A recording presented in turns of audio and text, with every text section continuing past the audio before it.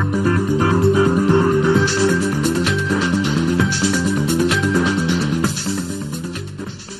1963-2013, 50 ans de coopération entre le Mali et la Banque mondiale, plus de 1700 milliards de francs CFA investis dans divers secteurs. Les deux parties se sont retrouvées aujourd'hui pour faire le point et identifier les défis à réussir ensemble.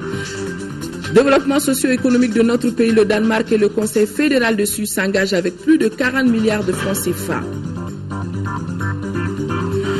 Deuxième tour des législatives, la campagne prend fin officiellement ce soir dans quelques heures, plus précisément à minuit. Le président de la CENI appelle tous les acteurs au respect des dispositions légales relatives à la fin de la campagne. Nous sommes vendredi 13 décembre. Mesdames et messieurs, bonsoir et bienvenue dans cette édition que nous ouvrons par la fin du périple du président de la République en Europe. Le président de la République a regagné Bamako hier soir au terme d'un périple en Europe, périple qu'il a conduit en France, en Belgique et en Allemagne. Pour Ibrahim Boubacar Keïta, qui a expliqué clairement la situation qui prévaut dans notre pays aux autorités européennes, le Mali est vraiment de retour parmi les pays qui comptent dans l'arène internationale. Le président de la République fait ici le bilan de cette tournée européenne et rend de nouveau hommage à Nelson Mandela Madiba.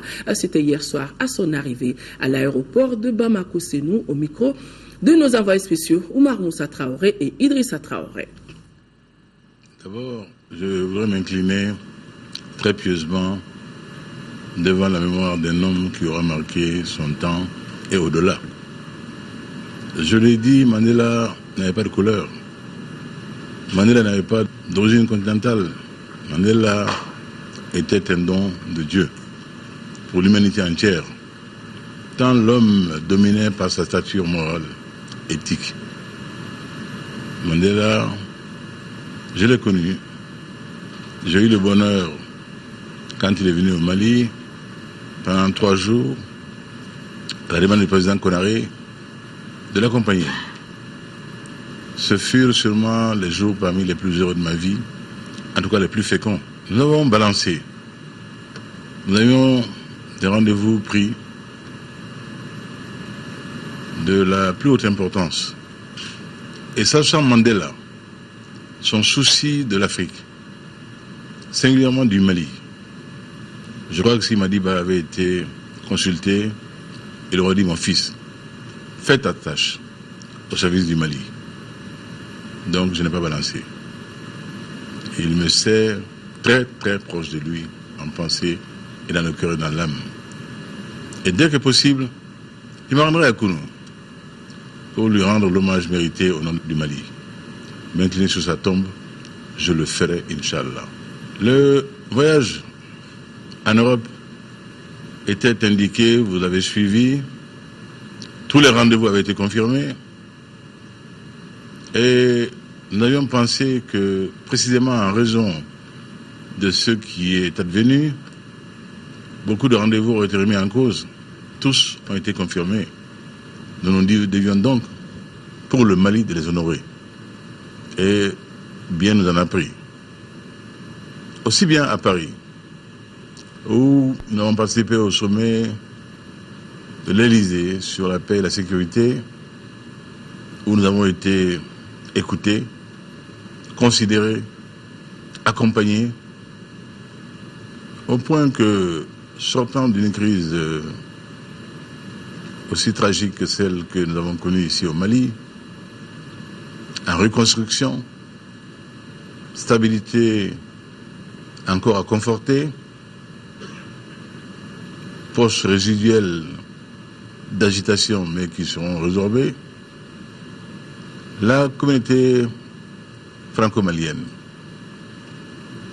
singulièrement mon ami François Hollande, nous ont fait un honneur insigne. Nous n'étions ni le plus ancien en fonction, sûrement pas, le plus ancien en âge.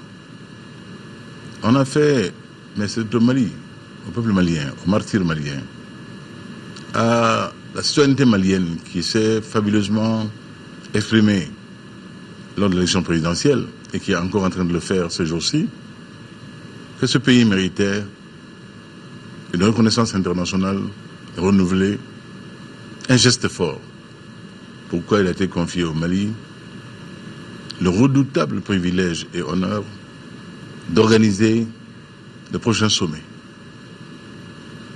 Je lui dis tout de suite, il n'y a pas de fanfaronnade, il n'y a pas à se battre la poitrine, il faut bander les muscles. Il faut relever le défi. Chez nous, on dit que si l'enfant s'amuse à remplir sa bouche de farine, il doit avoir l'assurance de pouvoir l'humecter.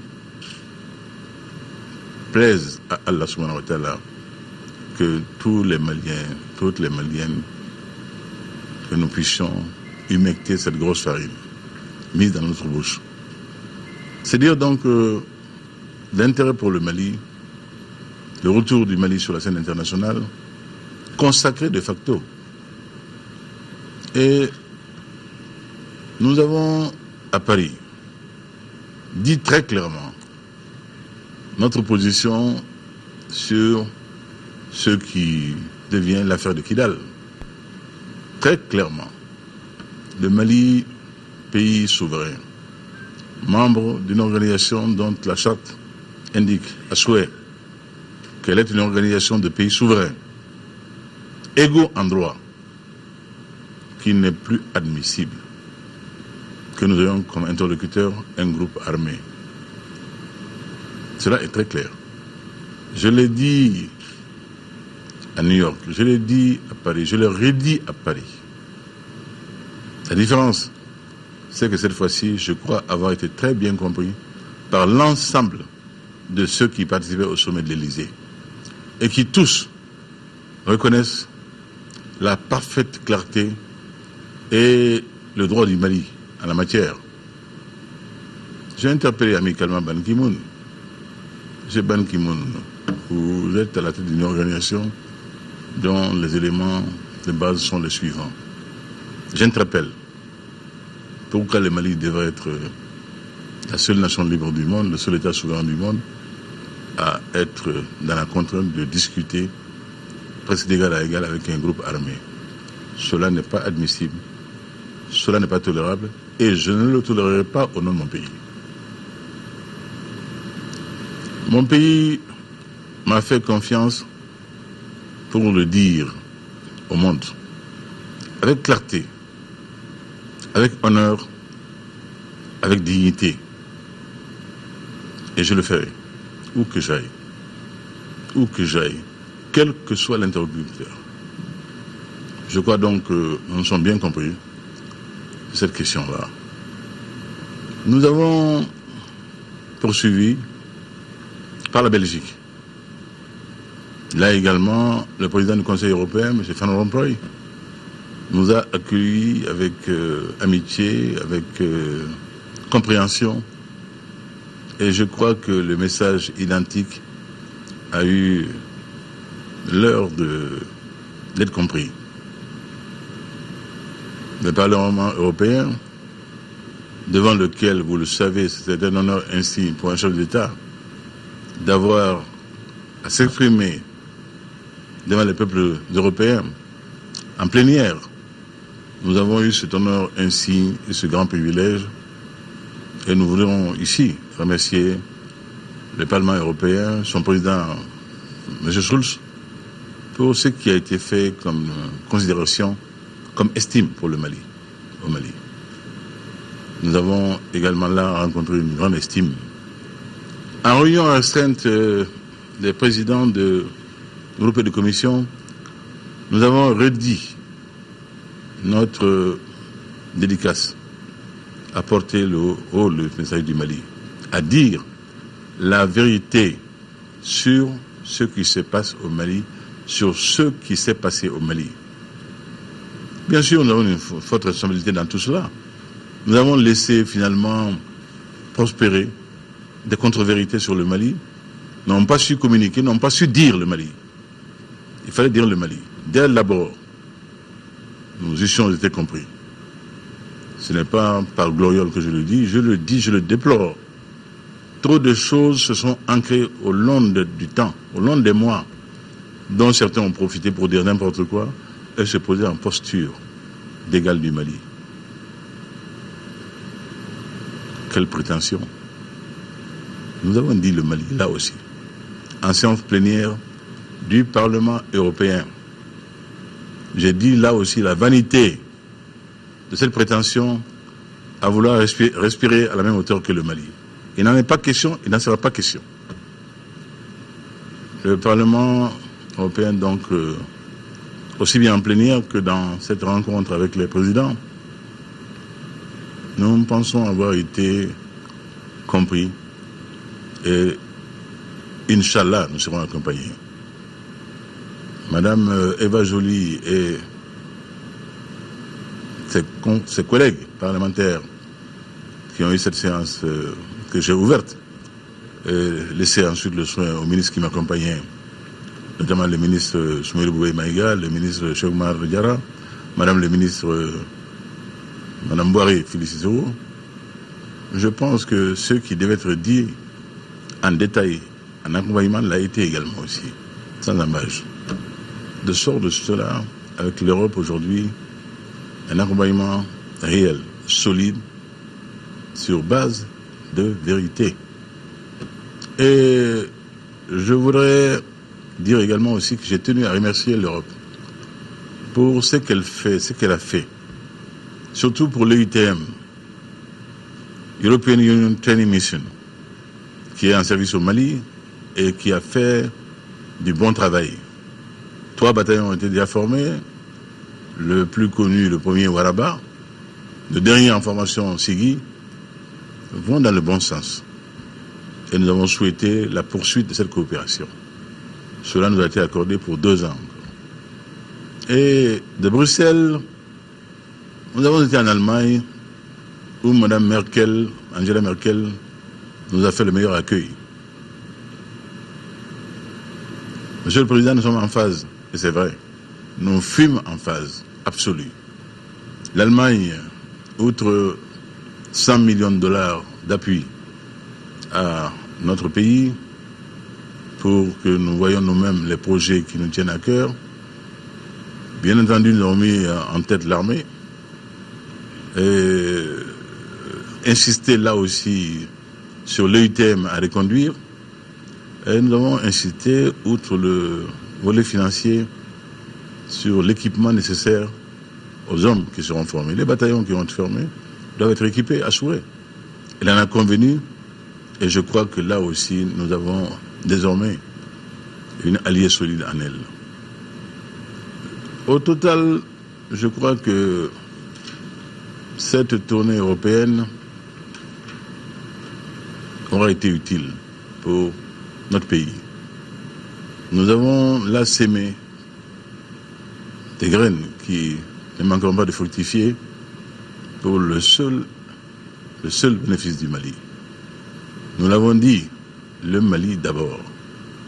Et l'ouverture, la considération, la compréhension dont nos différents interlocuteurs ont fait montre à notre endroit est un gage, un bon signe pour l'avenir. Et je pense que à vous maintenant de relayer au peuple malien le contenu exact de ce qui aura été réussi au long de cette tournée.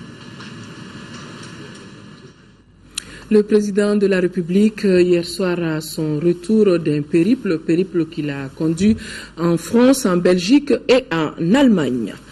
À l'invitation de Zebi Ould Sidi Mohamed, ministre des Affaires étrangères et de la coopération internationale, le prince Yad bin Hamid Madani, le nouveau secrétaire général de l'OCI, effectue à partir d'aujourd'hui et ce jusqu'au dimanche 15 décembre une visite officielle d'amitié et de travail dans un autre pays. Durant son séjour, le prince Yad bin Amin Madani sera reçu en audience par le président de la République, Ibrahim Boubacar Keïta, et le premier ministre chef du gouvernement.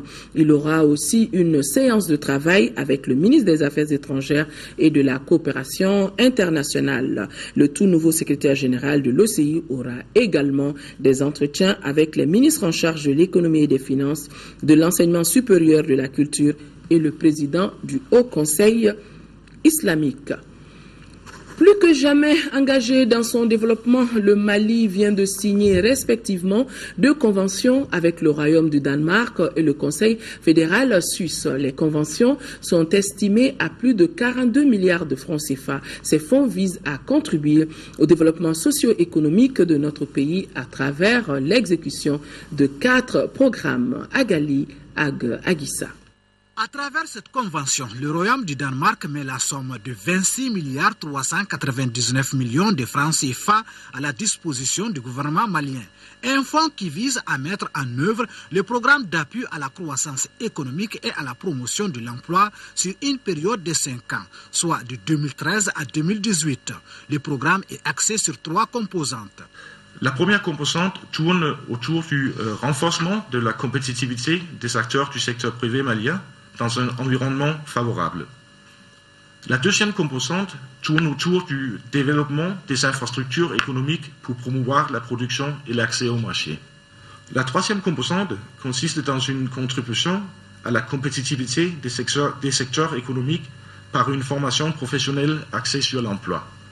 Pour la période 2008-2018, le soutien danois direct au secteur privé et aux infrastructures productives est estimé à plus de 55 milliards de francs CFA selon l'ambassadeur. La deuxième convention signée entre le Mali et la Suisse vient renforcer la coopération entre les 2 pays. Elle porte sur une enveloppe non remboursable d'un montant de 16 milliards 224 millions 418 000 francs CFA.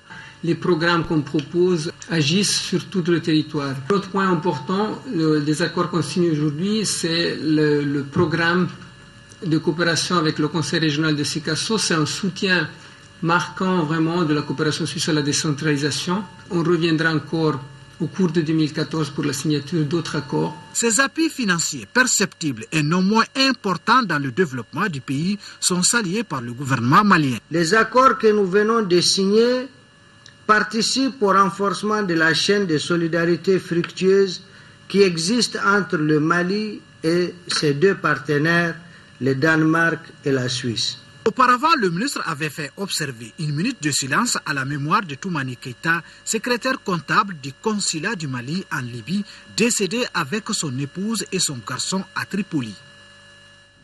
Autre titre phare de ce journal, le Mali et la Banque mondiale célèbrent cette année les 50 ans de leur coopération. C'est en 1963 que notre pays a adhéré à cette institution financière. De cette date à nos jours, la Banque mondiale a investi plus de 1700 milliards de francs CFA dans divers secteurs de développement. Les 2 parties se sont donc retrouvées aujourd'hui pour faire le point de cette coopération et se projeter dans le futur.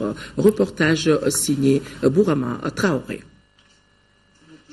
1963-2013, cela fait exactement 50 ans que le Mali et la Banque mondiale sont ensemble.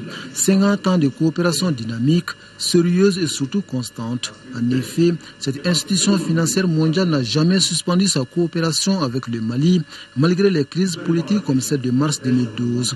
À entendre le directeur des opérations de la Banque mondiale pour le Mali, les mots ne suffisent plus pour magnifier cette coopération bilatérale. Mon souhait personnel, c'est de faire en sorte que dans quelques années, que le Mali puisse oublier la pauvreté et que par conséquent ne puisse pas utiliser la Banque mondiale comme un instrument qui l'aide à lutter contre la pauvreté, mais qu'il aide la Banque mondiale comme un instrument qui aide d'autres pays à lutter contre la pauvreté. C'est comme ça que je jugerai notre succès. C'est en 1966 que la Banque mondiale a signé son premier accord avec le Mali relatif au chemin de fer Bamako-Dakar. Depuis cette date, c'est une batterie de projets et programmes qui a été mise en œuvre au Mali. À ce jour, on en dénombre une vingtaine qui touchent tous les secteurs de développement, éducation, santé, agriculture et transport. La liste est longue et le montant investi est énorme. Plus de 1000 milliards de francs CFA en 50 ans de coopération. C'est plus de 3 milliards 250 millions de dollars américains que nous avons investis au Mali. Ça fait plus de 1750 milliards de francs CFA. c'est énormément de ressources. Du côté du gouvernement, ces petits mots mais lourds de sens. Merci à la Banque mondiale. Une reconnaissance des autorités maliennes envers une institution financière qui a véritablement contribué au développement socio-économique du pays. Cependant, certains défis existent auxquels il faut apporter des solutions. L'ambition, c'est d'abord de réhabiliter nos institutions régaliennes, de leur donner force et vigueur pour qu'ils servent de socle et de soubassement à la stratégie de croissance accélérée que nous devons mettre en place. Donc, deuxième défi et deuxième aspect, c'est d'aménager une économie de croissance accélérée, mais une croissance accélérée qui soit inclusive, qui soit partagée et équilibrée. Comme disait l'autre, quand une coopération se porte bien, elle se ressent de part et d'autre sans que les mots ne soient nécessaires. Environ 105 milliards de francs CFA, c'est le coût de réalisation de la nouvelle centrale hydroélectrique de Felou. Felou, c'est dans la région de Caille. L'infrastructure qui fonctionne à partir de 3 groupes injectera 60 mégawatts dans le réseau de Manantali. Cet ouvrage de seconde génération fait partie du programme de développement des infrastructures hydroélectriques de l'Organisation pour la mise en valeur du fleuve Sénégal. Nos envoyés spéciaux à Felou, Mamari Kone et Sidi Modibo Dambélé. La centrale hydroélectrique de Felou est située sur le cours principal du fleuve Sénégal à 15 km au sud-ouest de la ville de Caille. Elle a pour vocation la valorisation des ressources énergétiques du bassin du fleuve Sénégal. À ce titre, elle va produire l'électricité en vue d'améliorer les conditions de vie des populations des pays membres de l'Organisation pour la mise en valeur du fleuve Sénégal. Il est réalisé à la place, à peu près à la place de l'ancienne unité qui était là, une centrale hydroélectrique qui est la première centrale hydroélectrique de l'Afrique de l'Ouest qui a été construite par les colons entre 1927 et 1928, qui produisait pas beaucoup d'énergie, enfin aujourd'hui, mais à l'époque c'était certainement très très important. L'organisation a imaginé de faire une grande centrale 100 fois plus importante en termes de puissance, donc qui va produire 60 mégawatts et qui va permettre de distribuer une énergie entre 320 et 350 gigawattheures annuels. L'aménagement des Felou comprend un seuil, un ouvrage de tête, un canal d'amener, une usine, un poste de départ et une ligne de transport de l'électricité vers Manantali. Nous sommes heureux que ceci soit terminé, puisqu'elle permet, à partir d'une ligne de 225 kV, pour injecter donc l'énergie qui est produite ici, à partir de l'eau, dans le réseau de l'ENVS, général de l'ENVS, donc pour alimenter les 3 pays actuellement connectés, qui sont le Mali, la Mauritanie, le Sénégal. Le coût de l'aménagement s'élève à environ 105 milliards de francs CFA, financés conjointement par l'Association internationale pour le développement IDA, la Banque européenne d'investissement BEI et les gouvernements du Sénégal, du Mali et de la Mauritanie. Dans le cadre de la réalisation de ces projets, les villages de Lontou et Bangassi vont bénéficier de la réhabilitation et de l'équipement de leur centre de santé. Une nouvelle mosquée sera également mise à la disposition de la communauté musulmane. Le village de Médine bénéficie déjà d'une adduction d'eau. Un autre effet positif de l'implantation du barrage, c'est que qui parle d'avènement d'électricité parle aussi d'avènement des entreprises, des investisseurs qui viennent en la faveur du courant s'implanter pour produire. Et tous ceux-ci sont de nature à propulser le développement économique de la commune, à donner de l'emploi aux citoyens de la commune et à changer carrément même le cadre de vie de la commune. La réalisation de la centrale de Felou s'inscrit dans le cadre du programme de développement des infrastructures hydroélectriques de l'OMVS, un programme qui prévoit un certain nombre d'aménagements à moyen et long terme. Ceci pour accroître davantage la maîtrise et l'exploitation rationnelle des eaux du fleuve. Cette exploitation, il faut le rappeler, concerne les secteurs de l'agriculture, l'énergie et la navigation sur le fleuve. L'inauguration de la nouvelle centrale hydroélectrique de Felou aura lieu mardi prochain en présence des chefs d'État des pays membres, de l'Organisation pour la mise en valeur du fleuve Sénégal. Quel rôle pour les acteurs socio-professionnels pour des élections inclusives et apaisées dans notre pays? La question est au centre d'un atelier de sensibilisation qui se tient depuis ce matin au gouvernorat de district de Bamako, initié par le ministère de l'administration territoriale en collaboration avec le PNUD et le réseau APEM et le PAPEM. L'atelier vise à outiller les acteurs socio-professionnels dans l'accomplissement de leurs devoirs citoyens. Nando Dambélé était présent. Cet atelier se tient une semaine après celui organisé à l'intention de la jeunesse militante des partis politiques. Il revêt une importance capitale et pour cause. Il s'agit pour les organisateurs de s'évertuer à relever d'une part le taux de participation et d'autre part conduire à un processus électoral inclusif et apaisé. En vue d'accompagner et de renforcer le processus électoral au Mali, le réseau APEM s'est assigné des tâches visant à cultiver la démocratie, à promouvoir un climat politique apaisé, à renforcer la capacité des acteurs de la classe politique, ainsi qu'à susciter un bon déroulement des élections. Cette vision du réseau APEM est sans doute largement partagée par le ministère de l'administration territoriale, la délégation générale aux élections et leurs partenaires, lesquels n'ont jamais cessé d'œuvrer à consolider la démocratie au Mali par l'organisation de scrutins libres, crédibles, transparents et équitables. Le PNUD consacre la plus grosse partie de ses ressources, environ 1,5 milliard de dollars par an, à faire en sorte que la gouvernance démocratique produise des résultats probants au bénéfice des populations à travers le monde. L'atelier qui se tient à un peu moins de 48 heures du deuxième tour des législatives 2013 arrive à point nommé car le défi à relever reste celui de la participation massive. C'est l'occasion pour moi d'exprimer une fois encore la gratitude du peuple malien à l'endroit des partenaires techniques et financiers à travers le programme des Nations Unies pour le développement pour l'accompagnement multiforme dans l'organisation de ces élections de sortie de crise.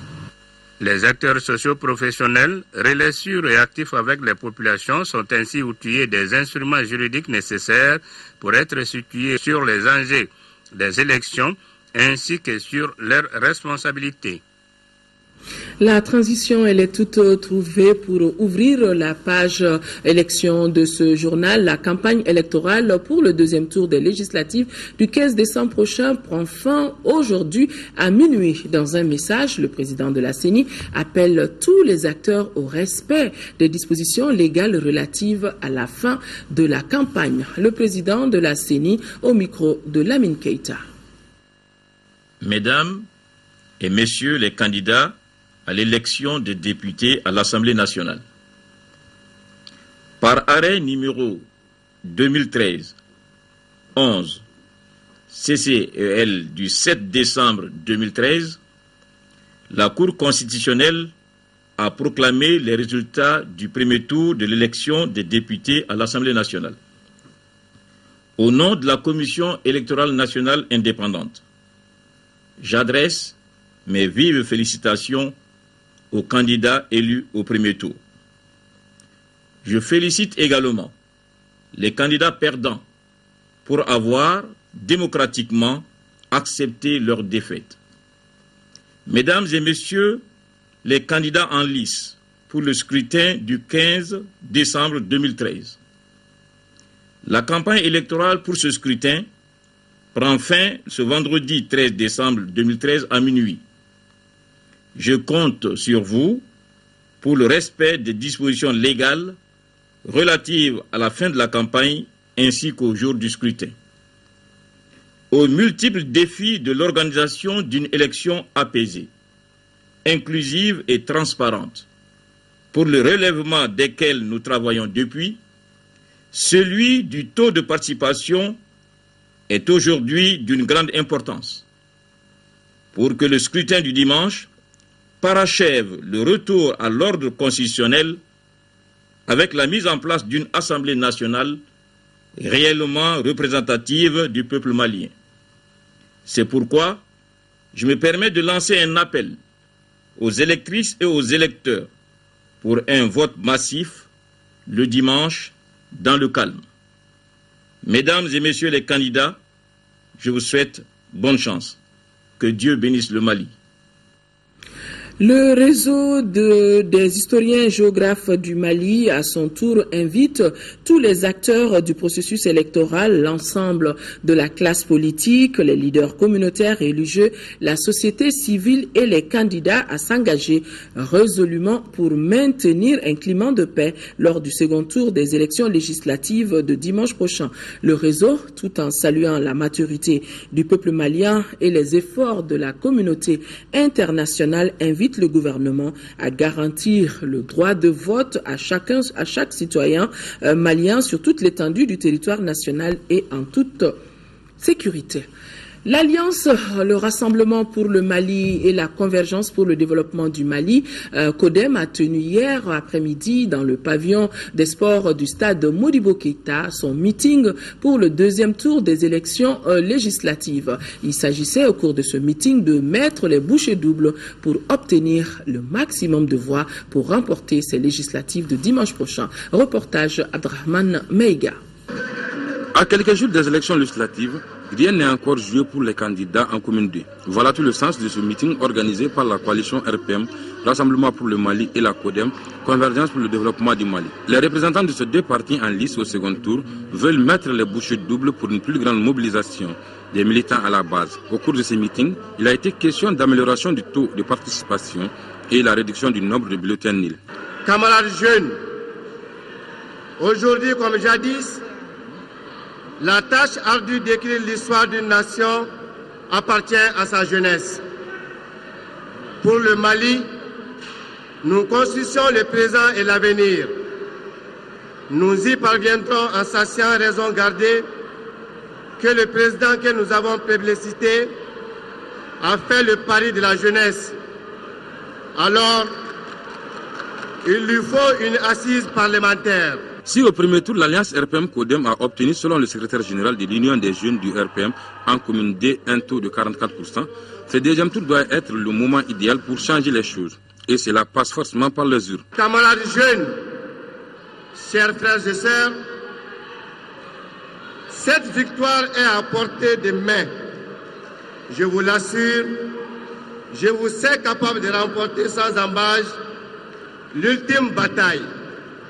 Surtout que nous sommes désormais à la gaillardie, requinqués et renforcés par l'arrivée de nos alliés. Le porte-parole des candidats Karim Keïta a invité les électeurs à sortir massivement le dimanche et à voter la liste RPM-CODEM. Il est à rappeler que la liste RPM-CODEM est composée de Karim Keïta et de Mamadou Doumbia au compte du Rassemblement pour le Mali et de Hadi Nyangadou, candidat de la Convergence pour le développement du Mali. Un rendez-vous est donc pris pour le 15 décembre prochain. Dans le cadre du second tour des législatives, toujours le candidat Mohamed Kimbiri de la liste Adema Seni de RJP de la commune 5 du district de Bamako a animé un meeting, c'était au terrain de football de Badalabougou. Le candidat de l'Alliance Mohamed Kimbiri a promis de se battre pour voter des lois visant le bien-être des populations. Moussa Fani, compte rendu. Les habitants de la commune 5 du district de Bamako ont pu apprécier ce jeudi le projet de société du candidat de la liste de l'Alliance Adema, Sénid et RJP, Mohamed Kimbiri. Au nom des trois postulants, M. Kimbiri a sollicité la confiance de la population de la commune pour permettre à l'Alliance de siéger à l'Assemblée nationale pour 5 ans. Je pense que la population ne serait pas déçue parce que je serai élu à partir vraiment d'un programme bien déterminé. Donc mon objectif, vraiment, c'est d'accomplir vraiment ce programme, d'exécuter le programme convenablement. Je ferai tout afin qu'au niveau de l'Assemblée nationale, toutes les lois qui seront votées, ces lois seront en conformité avec les valeurs sociétales, normatives et religieuses. Ça fait partie de mon programme. J'ai plusieurs volets, mais je me limite à ça pour le moment.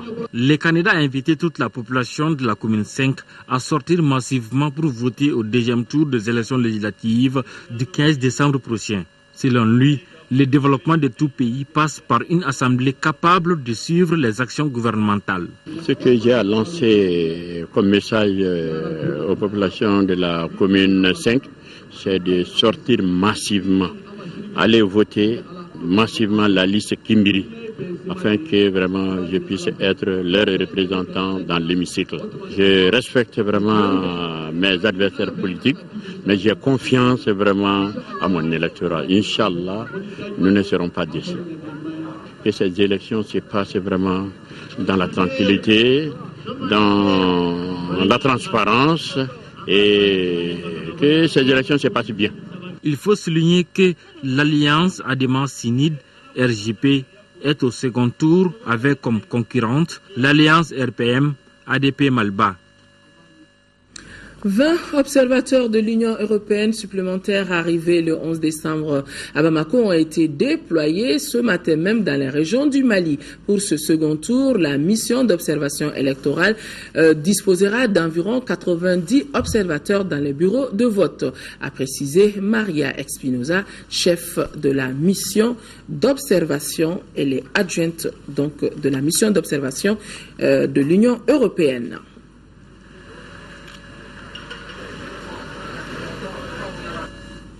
Le syndicat national des commerçants détaillants du Mali, Sinacodem, mobilise ses militants pour une participation massive au deuxième tour des législatives de dimanche prochain. Le syndicat a organisé à cet effet une assemblée générale. C'était avec l'appui technique d'Oxfam et ses partenaires. Batraoré.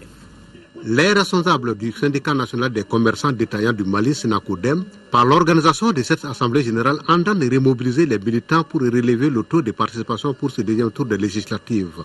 Selon eux, le vote, longtemps méprisé par beaucoup de personnes, est un acte citoyen.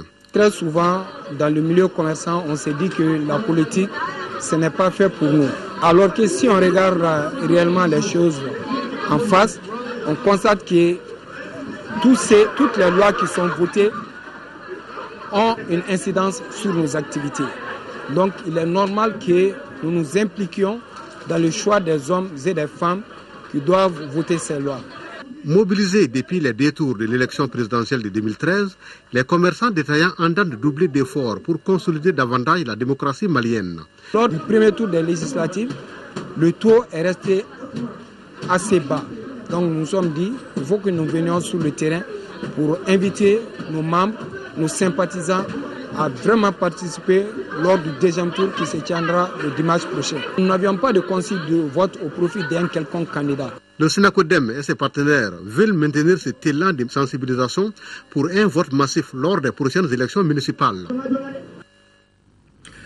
À quelques heures du deuxième tour des élections législatives, l'ONG Greffa et ses partenaires, à savoir l'aide de l'Église norvégienne, ONU Femmes, le réseau des femmes élues et leaders de la direction régionale de la promotion de la femme, de la famille et de l'enfant de Gao, se mobilisent et plaident pour la cause des femmes. Gao, nous retrouvons Aïssata Saliou Meiga. La potentialité numérique des femmes au sein de la population malienne fait d'elles des géantes du processus électoral. Si le nombre des femmes élues a augmenté au niveau des instances de prise de décision de 1997 à 2009, c'est grâce à leur engagement et à celui de leurs alliés. Mais malgré tout, la force décisionnelle de la femme reste faible par rapport à celle de l'homme. À l'analyse, plusieurs facteurs expliquent cela. Une inégalité de situation et de position dans la famille et dans la société qui limite ses capacités et entrave sa participation. La jouissance des droits et exercice des devoirs différenciés pour l'homme et pour la femme au sein de la communauté, malgré l'égalité des droits établis par la Constitution malienne. Une constitution qui prend cet aspect dans son préambule. Il est proclamé la détermination de l'État à assurer les mêmes droits aux citoyens des deux sexes, sans discrimination aucune. Pour réduire la disparité hommes et femmes en matière d'accès aux postes clés, les femmes de la cité des Esquia doivent s'impliquer dans les activités électorales. L'élan démocratique au Mali fait ressortir la mobilisation et la détermination de plus en plus forte des femmes pour l'amélioration de l'état de la gouvernance. En attendant le deuxième tour des élections législatives prévues pour ce dimanche 15 décembre, les participants à cette rencontre ont eu plusieurs communications qui leur serviront le jour du scrutin. Juste après ce journal, vous pourrez suivre les messages de campagne des candidats Asma CFP, Yelema, RPC et CODEM. Le ministre de l'Emploi et de la Formation professionnelle, porte-parole du gouvernement, Mahaman Babi, a effectué du 9 au 12 décembre dernier une visite de travail à Tunis. Cette visite s'inscrit dans le cadre de la participation du Premier ministre au premier forum ministériel africain sur l'intégration des TIC dans l'éducation et la formation. Ce forum, organisé par la Banque mondiale, l'ADA, l'Intel, l'UNESCO et l'OIF, s'est déroulé sous forme de panel et a regroupé plusieurs ministres africains et de nombreux experts. Parallèlement au forum, le ministre Mahaman Babi a eu des entretiens avec son homologue tunisien. Les deux ministres ont passé en revue les axes de coopération entre les deux ministères et ont procédé à la signature d'un protocole d'accord de coopération et d'une convention spécifique sur la formation professionnelle et l'emploi jeune. Une convention spécifique sera signée entre l'APEJ et l'ANETI dans le domaine du travail indépendant. À la demande de la partie malienne, la Tunisie a accepté de porter le nombre de bourses octroyées de 15 à 30. Pour renforcer le dispositif de l'offre de formation professionnelle, la Tunisie a décidé d'accompagner le Mali pour la construction de 2 centres de formation professionnelle à Tombouctou, notamment en faveur des femmes. Une convention spécifique sera signée à cet effet entre les deux ministères. Enfin, le ministre Mahaman Babi a mis à profit son séjour pour visiter les centres sectoriels et multifonctionnels de Tunisie. 40 logements sociaux pour 40 ménages de Koutchala. La remise des clés des 40 logements a eu lieu hier. L'événement était présidé par le ministre du Logement, Mohamed Diarra, en présence de plusieurs personnalités de la ville. Le reportage depuis la capitale de l'Or Blanc de Sékou Konaté. Situé dans le quartier de Koko, non loin de la route de San, ce deuxième lot des logements sociaux de Koutchala est composé de 40 logements de type F3 Bétol. La cérémonie de remise des clés a donné lieu ce jeudi matin à une forte mobilisation des populations de la capitale de l'Or Blanc. Moment de joie, mais aussi d'émotion pour les bénéficiaires. En recevant ces clés, nous sommes affranchis des locations combien difficiles et coûteuses. En initiant la présente politique, le gouvernement de la République du Mali a apporté ainsi une réponse à un besoin essentiel des populations, à savoir la quête d'un chez-soi dans un cadre sain.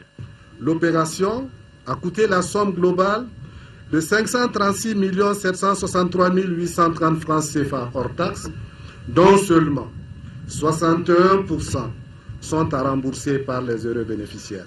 Et le président de la commission d'attribution, Kari Sogoba, de restituer les résultats des travaux qui n'auront pas été les plus faciles, avec 90 dossiers pour 40 logements, ce qui appelle à la poursuite du programme. Une poursuite qui sera fondée sur les innovations dans le financement. D'où la nécessité de trouver des systèmes innovants qui sont capables de nous permettre la production de logements en masse, mais également à des coûts maîtrisés, à des coûts abordables et de façon durable. Le maire de la commune urbaine de Koutchala saluera l'initiative, tout en donnant des assurances quant au respect des échéances. La découverte de la stèle et la visite de certains logements au son du balafon de Mouloubalé Keïta ont bouclé la cérémonie de remise des clés des logements sociaux de Koutchala.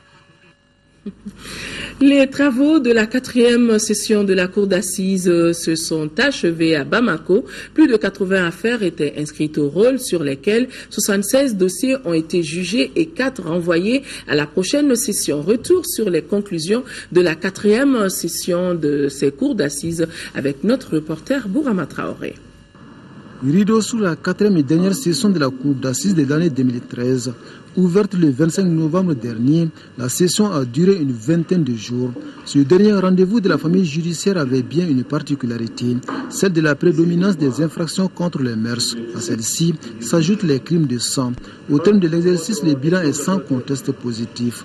Plus d'une centaine d'affaires ont été jugées sur les 80 inscrites au rôle. Nous bouclons cette 4e session des assises avec 107 dossiers qui ont été jugés. 4 renvoyés à la prochaine session. Il y a eu en tout 28 condamnations à l'emprisonnement ferme. 16 condamnations qui ont été assorties de sursis, 14 réclusions à temps, 3 peines de mort, 17 acquittements. Au plan pécuniaire, nous allons retenir que vous avez au total prononcé une peine d'amende de 2 400 000 francs CFA, des dommages et intérêts alloués d'un montant de 6 866 000 francs CFA et des remboursements d'un montant de plus de 12 millions de francs CFA. Et Daniel Tessougué d'exhorter la justice malienne à plus de transparence et de respect de la déontologie.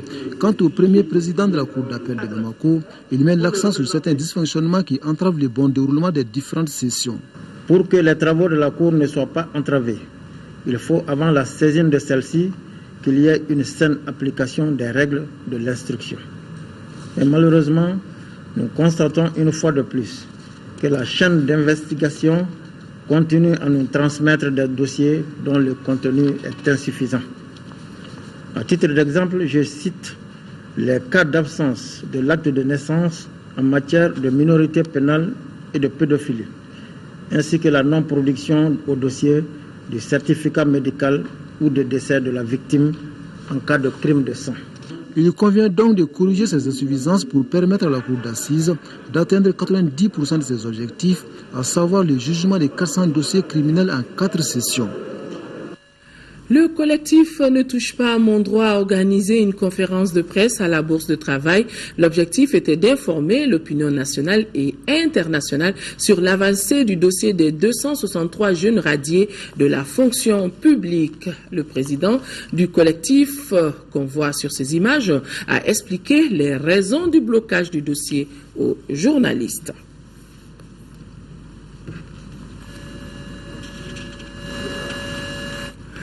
Les responsables de l'Association des producteurs de coton africains, APROCA, et leurs partenaires sont en conclave depuis ce matin à Bamako. Venus du Bénin, du Burkina Faso, du Sénégal et bien sûr du Mali, les participants doivent mener durant la réflexion autour du projet de développement du coton en Afrique de l'Ouest et du Centre, et cela sur financement de l'Agence française de développement. Compte rendu Nando Dambélé. Cette rencontre de Bamako entre dans le cadre de la deuxième réunion du comité d'orientation et de suivi du projet de développement du coton équitable et bioéquitable en Afrique de l'Ouest et du Centre. L'objectif primordial est de réfléchir ensemble sur les voies et moyens pour une meilleure mise en œuvre du projet. Nous sommes aujourd'hui presque au moment de ce que nous appelons un peu dans notre jargon AFD, à la date limite de validité des fonds du projet. Mais je peux vous assurer que toutes les dispositions sont prises pour que cette date limite de validité des fonds puisse être repoussée à un minimum de 3 années supplémentaires encore. Pendant ces 2 jours, la recherche sera au cœur de nos travaux de réflexion. Comment peut-elle nous accompagner à relever les nombreuses contraintes auxquelles la production cotonnière, c'est-à-dire la faiblesse des rendements au champ. Ainsi, le président de l'APROCA invite tous les acteurs à s'investir davantage pour que le projet prenne un nouvel envol. Rappelons que le projet de développement du coton équitable et bioéquitable couvre le Bénin, le Burkina Faso, le Mali et le Sénégal. L'hôpital de Kati a tenu hier la 34e session de son conseil d'administration. Bilan des activités 2013 et les perspectives 2014 sont entre autres les points saillants de cette session. Session suivie par Fatoumata Kone. La crise sécuritaire a sérieusement affecté l'hôpital de Kati sur tous les plans, y compris le plan financier. L'hôpital de Kati est situé en plein cœur d'un camp militaire, celui de Kati. 2012 a sérieusement affecté l'hôpital dans le domaine de la mobilité des malades, mais aussi dans le domaine des ressources financières. Nous pensons aujourd'hui que ça, c'est un triste souvenir que nous sommes prêts à oublier. Avec un budget prévisionnaire de 1,8 milliard de francs CFA, l'hôpital de Kati s'est fixé des objectifs spécifiques pour 2014. Parmi les activités prévues, l'amélioration des conditions médico-sociales des patients. Le budget de 2014 s'élève à 1,790 milliard 117 650. En perspective, il y aura beaucoup de formations, donc il nous faut obligatoirement une pédiatrie. On a déjà un pédiatre, bon, on a des gynécologues sur place, des sages-femmes qui travaillent, qui mènent des activités, mais le bâtiment lui-même n'est pas ouvert. Donc il y a une réhabilitation aussi de la mort en 2014. Située en plein cœur de Kati, la structure est devenue en 2003 un établissement à caractère public hospitalier et PH. L'hôpital de Kati a une capacité de 153 lits. Environ 1,5 milliard de francs CFA, c'est le budget prévisionnel 2013 du Centre national des ressources de l'éducation non formelle. C'est ce qui ressort de la 5e session du conseil d'administration de cette structure. Fademba Keita. Cette 5e session du conseil d'administration du Centre national des ressources de l'éducation non formelle se tient après une campagne marquée par des difficultés de livraison des services de l'éducation sur toute l'étendue du territoire.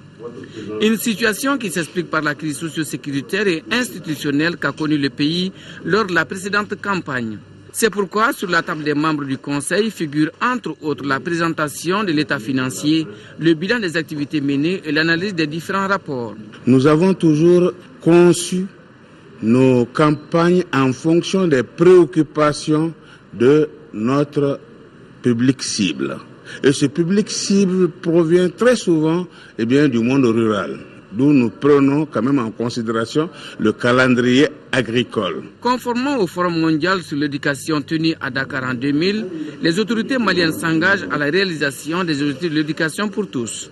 Les plus hautes autorités ont pris des mesures pour mettre en œuvre la politique de l'éducation non formelle à travers notamment la majoration de la part du budget de l'éducation alloué à l'éducation non formelle en la portant à 3%. Dans le souci de faciliter l'accès de l'éducation à un plus grand nombre, le ministère de l'Éducation envisage de doter le sous-secteur non formel de toutes les ressources nécessaires. Il s'agit entre autres de porter le nombre de personnes adultes à alphabétiser annuellement à 235 000 contre 95 000. Le nombre d'animatrices et d'animateurs à former par an passe de 3 150 à 7 700.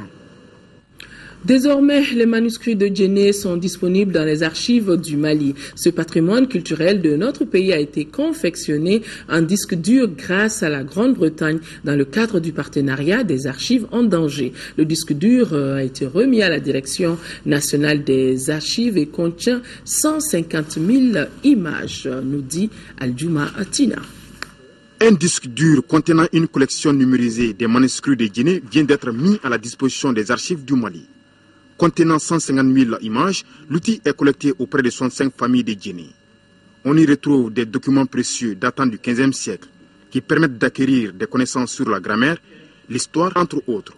La conception du disque dur est le fruit du partenariat Mali-Union européenne établi en 2006-2007 et qui a abouti à la construction d'une bibliothèque des manuscrits à Djenné par la Grande-Bretagne. J'étais en Angleterre où il y avait une conférence à la British Library sur quelque chose qui s'appelle Endangered Archives Program. Alors ça veut dire les archives en danger.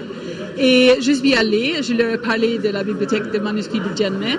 Il nous a suggéré de mettre une proposition pour un projet. Et c'est comme ça que notre collaboration a commencé. Un tel acte permet de sauvegarder notre patrimoine culturel, source d'inspiration. Les manuscrits, c'est aussi la science, la médecine, l'astronomie. Il y a même des traités sur la gouvernance, la corruption. Donc, c'est des savoir-faire importants qui sont contenus dans ce patrimoine écrit, dans une société où l'oralité est l'élément jusque-là fondamental de transmission de savoir. La bibliothèque de Djenné compte actuellement plus de 4000 manuscrits et cette restitution à la Direction nationale des archives permettra de préserver davantage cette immense richesse, sérieusement affectée lors des événements récemment vécus par le pays. Nouvelle triste dans ce journal, Germain Dako s'est éteint mardi 10 décembre à l'âge de 75 ans à la clinique Balanzan de Ségou. Instituteur de formation, Germain Dako était speaker Beaumont à l'URTM Ségou. Ses obsèques ont eu lieu hier jeudi à la cathédrale de Ségou, au Nord-Tcheno. Enseignant hors pair et jusqu'à sa mort le mardi dernier, Germain Dako a servi à l'URTM Ségou comme speaker en langue Beaumont. âgé de 75 ans, celui que les parents, amis et collaborateurs ont accompagné à sa dernière demeure, était ancien directeur d'école, secrétaire général du bureau des personnes âgées. Né le 13 janvier 1938, Germain Dako était instituteur de formation. Sans se trahir, il a emprunté des chemins contrastes dans l'enseignement et a joué des rôles qui généralement s'excluent. Son savoir et son savoir-faire est reconnu par tous. Monsieur Germain est d'abord un grand frère à moi, grand frère d'âge, grand frère dans le cadre du métier, et il a marqué l'éducation au Mali. Monsieur Germain est un trésor pour l'éducation qui est partie aujourd'hui et on le regrette beaucoup. L'homme est parti avec sa culture. C'est un homme de culture. On a servi ensemble. Dans la profession, il était impeccable. Sa culture, là, c'est ce que j'ai adopté chez lui. Il y repose désormais au cimetière de la cathédrale de Ségou en laissant derrière lui 2 veuves et 14 enfants inconsolables. Dors en paix, Papa Germain.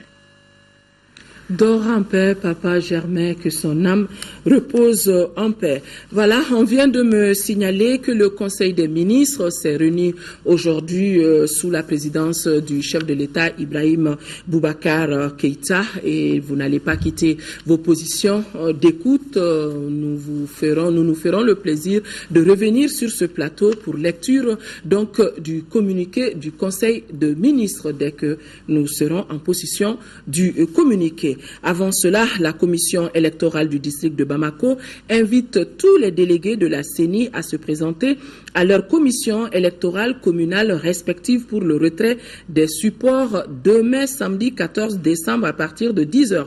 Tout délégué absent à ce rendez-vous est considéré comme démissionnaire et il sera procédé à son remplacement immédiat. Après ce journal, vous avez rendez-vous avec le premier numéro de 3 débats consacrés au thème de la réconciliation, la cohésion sociale et le vivre ensemble, vu cette fois-ci par les leaders communautaires en région de Gao. Un débat mené par Moussa Ari Meiga, élaboré en collaboration, réalisé en collaboration en marge du forum régional tenu du 30 au 1er décembre dernier, donc après ce journal. Voilà, je reviens donc sur cette information. Restez sur l'ORTM, le Conseil des ministres est réuni aujourd'hui sous la présidence du chef de l'État Ibrahim Boubacar Keïta. Et nous nous ferons le plaisir de revenir sur ce même plateau pour vous faire partager à ce communiqué du Conseil des ministres. Excellente nuit à tous. Au revoir.